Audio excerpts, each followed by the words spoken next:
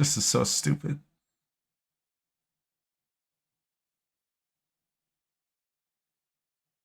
This is also really stupid.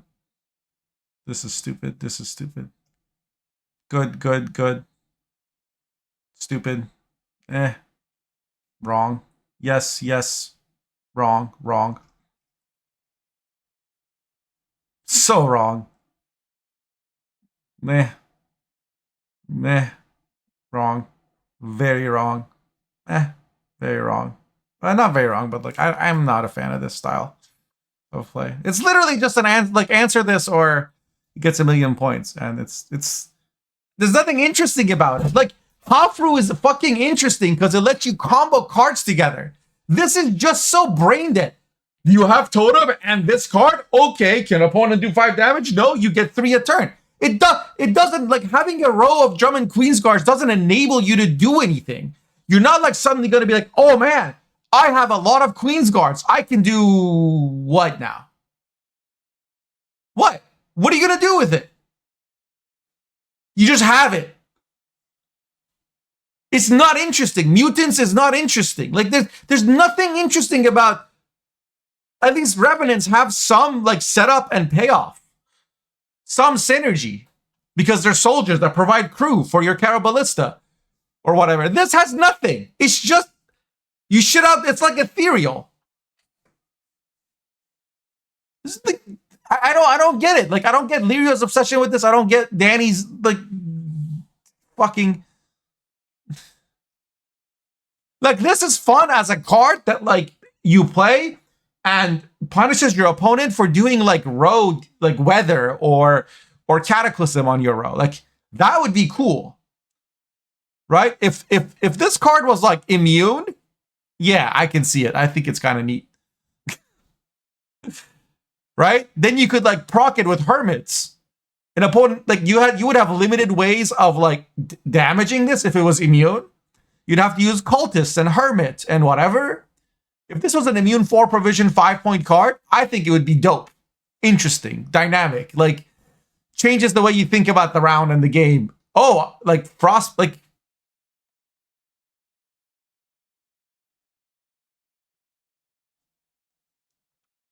you know the one with Heimei, but that has a shelf life. It's literally Heimei becomes a finisher that works like. Because it procs 2 times and then it doesn't get any value. Because you have no way to continually damage them. So Heimei would be a finisher in like a 7 or 8 card round 1. Like, that's not interesting at all.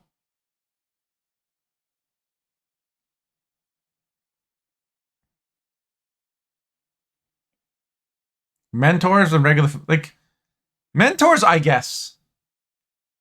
But mentors work with anything that's damaged. You don't need Drum and Queen's guards for that.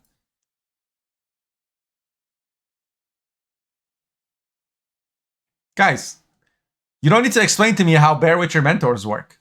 I'm pretty sure I've got Bear Witcher mentors to higher MMR than anyone other than Lirio.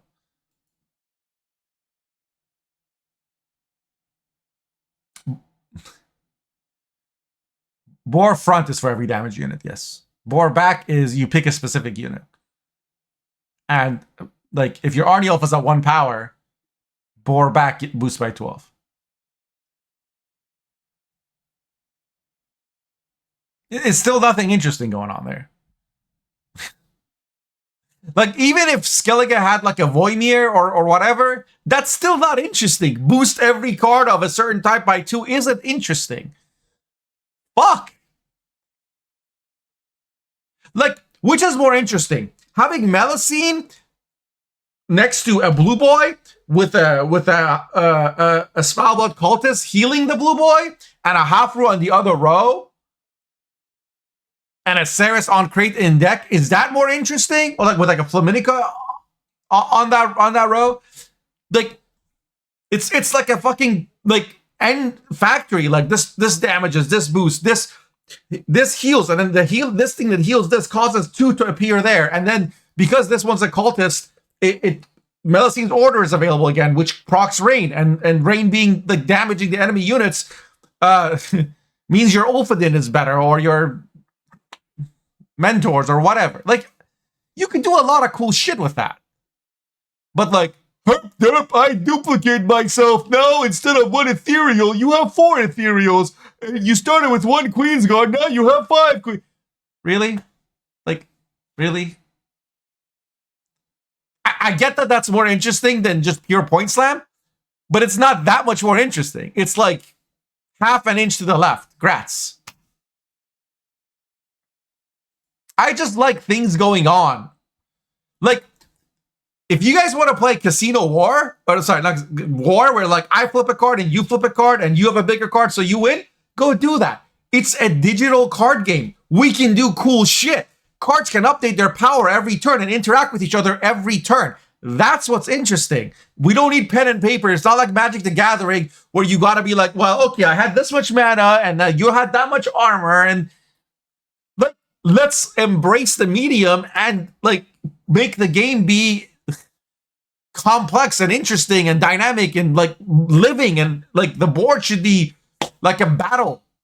Cards should be like dying and living and boosting and like getting reinforced and all that stuff. Not like, I click on Totem, I click on Queen's Guard, I click Queen's Guard, boop, 5 more points.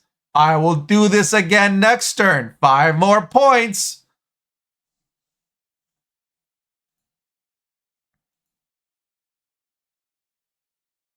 Chat doesn't fall in line like some other chats? Maybe, but I didn't ask them to. The problem isn't my chat. The problem isn't that 150 of us aren't voting the right way. It's that there's 2,000 people or more who watch every Metallic Danny video, and like 600 people who tune into Nick R every time he's live. Like, that's the, like, I can't fix that. I can't bring players back to Gwent. It's not happening. So he's got plus change he likes a lot. Change he likes.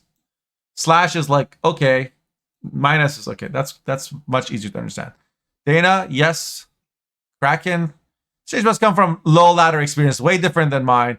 On high ladder, to say pictorially, 1/3 of opponents was SK Rainbeams and 1/3 of his opponents did run Kraken, who always played for very good value. This change wouldn't impact Kraken much in my opinion. Perhaps it's a slight buff, but his fearsome monster dignity suffered. Just a placeholder. Like, it's just a nerf. Regis, yes, fine. Aracas, understandable nerf, is a very strong card, usually playing above power versus provision curve in enriching opportunities. But now it's easier to this reflected enough Deathwish because other AQ decks see little play on high ladder. Yeah. But like, you've now nerfed Insectoids. You fucking buffoons. Instead of nerfing Deathlaugh or Succubus, which is where the points come from, or Erendite, which is how that deck is viable and competitive. Because without Erendite, you're removing 2 control cards. And the deck doesn't get to like have control for free as a payoff for having tempo. Do you understand? Like, control, point slam, engine. Deathwish has no engine, so it tempos. But because of Erendite, it gets free control. Cyclops is okay. Riptide is okay. Yet those are the things people want to nerf, right? Cutting, like, hey Spiro, making Deathwish lose 1 provision just means they run 1 less Cyclops, which is like the right type of control for them to have, because Cyclops says, I sacrifice my tempo by playing a 5/5 so that I can have control. That, right? Do you understand why that's good? Like, you take from one bucket and put it in another. Like, that is what gives the player an interesting choice. But when you nerf the Deathwish deck as a whole by 1 provision, by just nerfing Riptide by 1 provision, right? All you're doing is making them cut Cyclops, but they'll still run Erendite. And Erendite is like bad design because there is no choice between control and points. Points gives you control. Just like Devotion Warriors is bad design because points gives you control. Or control gives you points, right? If you Primal Savage something, you get a 6 power bear on your side. That should never be the case. That should never be the case. TLDR, only Russians play Gwent now, Spira. Also, yeah, where's the OTA patch notes? Can somebody link it for Snap? I'll take a look after. Ah! Ivar. A +1 buff to non-necker and boosted strategy. Okay, although Ivar is not my favorite type of card. The other thing is, next they're going to make Ivar 9 provisions. Like, Ivar kind of sounds like Ivan. I promise you, this is going to go to 9p. That's my prediction. Nobody has recommended yet, but I promise you, in the next 2 months, Russians will make this 9p. Coral 7 to 6, yes, we suggested it. From Frenzy, from distinctive, Dow got nerfed to good control card in preceding council, and now to considerable. At that point, running construct package where Dow rather than Claw was the real guaranteed payoff likely becomes not worth it for high-end competitive. Nerfing control is the last thing I do. I dislike this change. Prince Willem 2 to 1, okay. Hiviter controversial, but okay. Giant Toad. Giant Toad is a distinctive carryover consumed tool in Deathwish. If we compare this card, for example, with Orb of Insight and Scoia'tael, Toad costs 1 provision less, is more convenient, and even more utility. In fact, Giant Toad is now the backbone of Deathwish decks, which otherwise would have to rely on very inefficient consume cards. -1 power is effectively -2 because of someone from Graveyard. Deathwish deck now got butchered by 5 points. AQ is 1, Riptide is 1 provision, and 2 points on Toad. You understand where this comes from? Succubus to summon Toad was too much points, but it's too much enough for the whole package, in my opinion. In the context, yeah, all you have to do is nerf Succubus by 1 power, and you solve the problem. This is terrible. Inspired Zeal. Reverting technical nerf to IZ. Too many order cards, too high ceiling. Zealux weren't played much in Gwent Infinity 1, but weren't weak either, with Nikar having 2669 in 101 games. IZ Golden Necker, its Mia Mansell was also playable. For those reasons, I wouldn't revert IZ yet. I should be in a state requiring some effort to win games, even with decent tempo and military roles. Yeah, this was terrible. Blood Scent. Intended about vampires, there is none but technical reasons for Blood Scent to have more provisions than it's yeah, there's like it's not a better leader. It's not a worse leader. It doesn't deserve to be 16 provisions. Like even Lero's like Now Serenity from 30 to 14. Novigrad, yes, like these are good changes. Lord Riptide, he liked this because he prefers it to the power nerf, but it's still like provision nerf to coin operating and engine overload of use syndicate decks. Compared with some other SY cards, Novigrad, Madame Yago, Candle doesn't feel so unfair. So I regard this nerf more of a conceptual than balance, trying to shake SIS as if Candle plus King of Beggars approach. Guarantee spenders to make them count coins again. I mean, no, nerfing spending means that like you just fucking lose some games because you didn't get a spender. Like if you're not running Candle and King of Beggars, you just get fucked sometimes because opponent happens to have an answer for your spender, or you just missed your spender. Like you needed one more spender than you got, and then that's why you lose. And that should never be the reason you lose. Cranmer, it did not deserve it. No, not at all. Nature's Gift was the main pick. Precision Strike mid-range deck with Workshop Simless. It was around 15 for 7. Going tall when everything went well, and underwhelming when package got bled out. It's a constitutional nerf to dwarves, where while mid-range go PS would just start running different packages at some point. Exactly. It's like completely missing the fucking mark. Come to Fulminica, yes, good. Skirmisher, yes, good. Casino Bouncers, yes, good. We voted for these. Yaga, now you got procs Fruits of Yiskith and stomps the meta. Jokes aside, okay change, but to a binary card, which deserves to be kindly ignored. Yeah, exactly. Like, Yaga doesn't need to be made viable. It's shit. It needed to be reworked, but like, 1 power, 2 provisions. The day Yaga becomes good is the day it becomes toxic. I think there are more interesting picks than reverting Defender Rip. Absolutely. Like, this went through over Hopru. Or Diviner.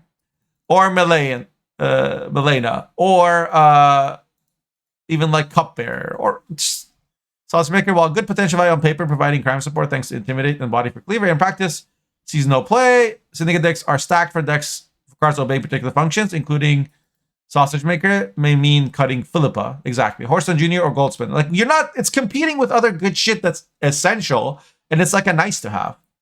Like, this would be played at 7 provisions.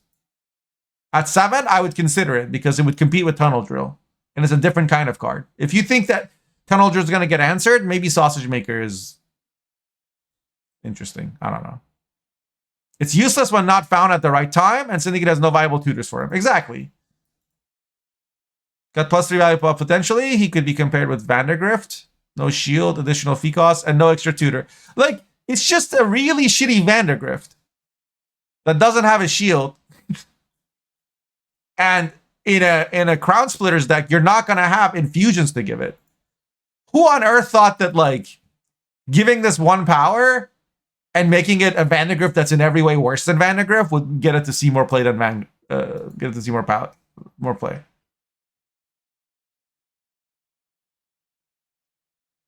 Vincent is like, okay, whatever. Nausicaa Sergeant. The proper slave drive Sergeant power is somewhere between values. They oscillate every council. I don't feel Reaver was necessary. Darren got 2644 with a Maddox Phoenix deck, if I'm not mistaken. Now, similar linear decks may become meta definers in fair. Yeah. Good change to a card, a bit under the curve. 955 is good and fair, although maybe do not promote very inspired decks. Remember Old Reckless Flurry? Yeah, exactly. That's the problem.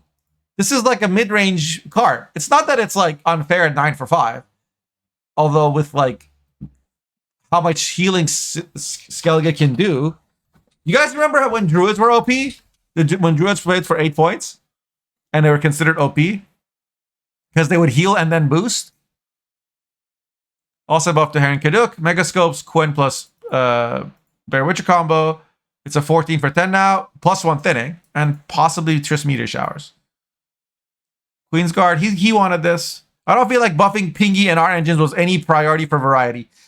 Exactly. Like, really? Did we really need another? Like, oh my god, NR has 6 engines on the board. They kill everything you play.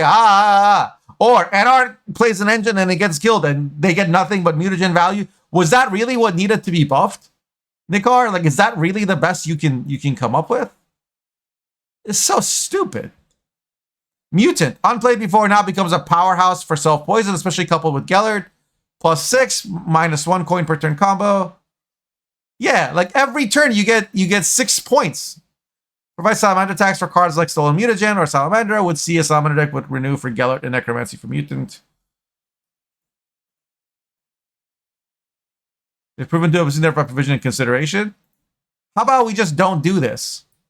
We don't need this in the meta. This is so... Gellert was already good with Disciple and like Firesword stuff. It doesn't need this. This is so insanely stupid. And the only way to like counter it is to play Salamandra. Because then you can drop and poison all of them. But it's a round 1 card. So like you shouldn't be teching against a 4 provision round 1 card. Just like when Failed Experiment was bad. What was oppressive. Orlok wasn't a bad card, but just because of its design doesn't go well with Guerrilla Tactics Harmony net deck. Dryads are already available plenty. Doesn't help the trigger scenario. Yes. Okay, change, but also this card is +2 with Harmony specific leader. Yeah, like this is not how you buff Harmony. It's such a brain dead like approach. Compass, yes, fine, but like not. Why was it a priority? Buff to assimilate a mid-range elf card. Lydia was already good. 30-point card just outside some other goals in the same provision range. Promote uninspired, non-synergistic deck building. Similar to Artorias Baratheon's power buffs from First Council. He doesn't like this, actually. Interesting. Port of Letter, he's like, okay. Balance Fight's questionable. Little cost, high opportunity, but it's too expensive to play at 6. With support spell with Musicians of Blaviken, which was already very close to meta. This is Shinmiri's Owlzer's list. He plays 2 Rock Barrages, 2 Orbs. Thirsty Dame. I wasn't a fan of nerf to 6, but last season Aristocrats proven to be competitive at high MMRs. Nikar had 2639 with it. Like, why did that deck need a buff? Unnecessary change doesn't bring anything new, but making Aristocrat player life easier. Yeah, like it's just like, hey, have 2 extra provisions for no fucking reason. These buffing things got controversial. They were mostly underpowered at 5 cost. The pair played as 8 for 6 with 1 thinning. Right, so give him 1 power. Also note that while thinning, you were already forced to spend 2 provisions from your deck rather than save them for later. Yeah, these provisions didn't contribute to win round 1. The value was comparable with meta 4P bronzes. My provision obviously -2 to the pair, which turns the tables. Now thinning pairs are the best 4P Now they are the best 4-cost point slam cards and provide thinning carryover. Because thinning value scales in a non-linear way, which he wrote an article explaining, it incentivizes building decks thinning to 2 or less, which is good for skill rewarding meta. The downside is 4P thinners become almost auto-include for every deck capable of filling their conditions, which may reduce the variety amongst bronzes by a bit. Also, thinning pairs are perfect targets for assimilate with Torres, now +2 value on him. Oh my god. Personally, I like the changes from a gameplay deck list, although NG mirrors with Hunting Pack could be disgusting. Bear Witcher Quartermaster. It may seem weird after thinning pairs, but I don't think 8+ point cards belong to 4 costs. They don't! And they don't belong here either. Like, just fucking stop it. We can make him 10 for 6. Then it's fine. So he's 14 pieces positive, 4 really good, 10 meh, 10 negative, 2 really bad. Mine would be a little different. Mine would shift. Like, mine would be like 10 positives, and like 6 really bad changes. Overall, I rate the balance played well. We could see Nikar and Metallic Danny back at community alignment with all changes by them going through. Same time, not the Cassandra and Thirsty Dame reverts come from NG players' sentiment, just as I predicted. Number of haters do not matter for buff bracket votes. Yeah. Like 75% of the players might not like this, but when 25% vote for something, it's going to go through. It doesn't matter. You can't block it. Just like how we can revert Nikar's changes, but we can't make any changes of our own.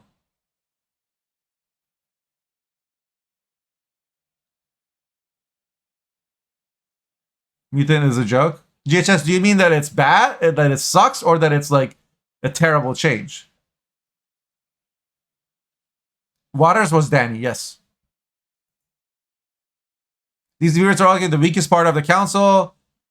And they took the power buff slots over like what we had, which was Hofru, Diviner, and Milena. Those are interesting. And like other people had Etriel, Merlega, Miamon. Like that's cool too.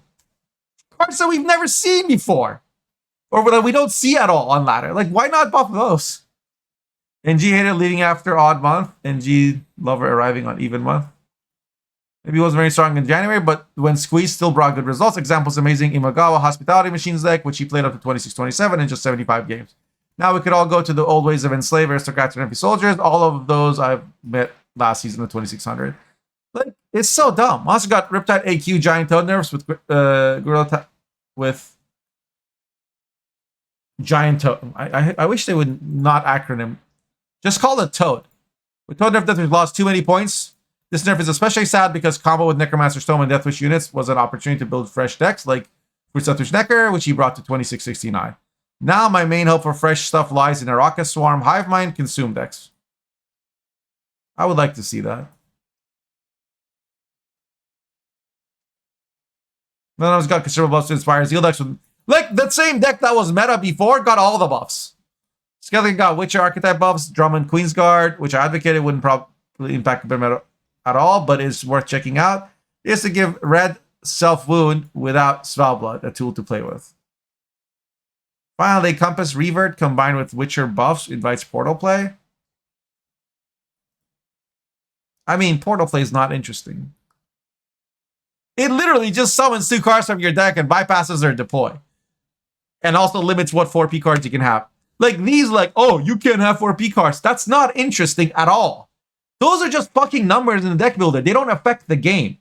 Like, the game isn't made interesting by arbitrary random tags synergies or number of card synergies or like provision synergies like mutagenerator. None of that is interesting. I want to see my cards by their nature, by what they are, have synergy with each other. Like Slizzard having it consume every turn has synergy with Moran Warrior. That's interesting because you can put lots of stuff in there and it still works.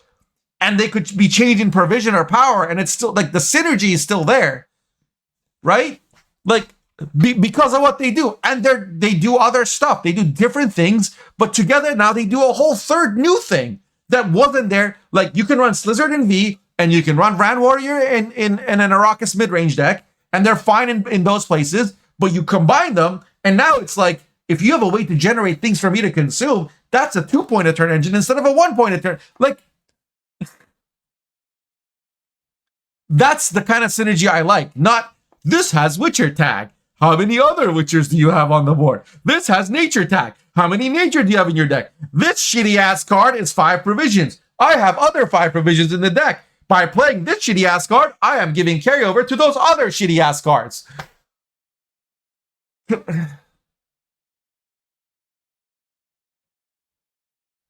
I think the main takeaway is that the people who play card games would, by and large, 95% of them be completely dog shit at making a card game or modifying a card game. And that's my review of this patch.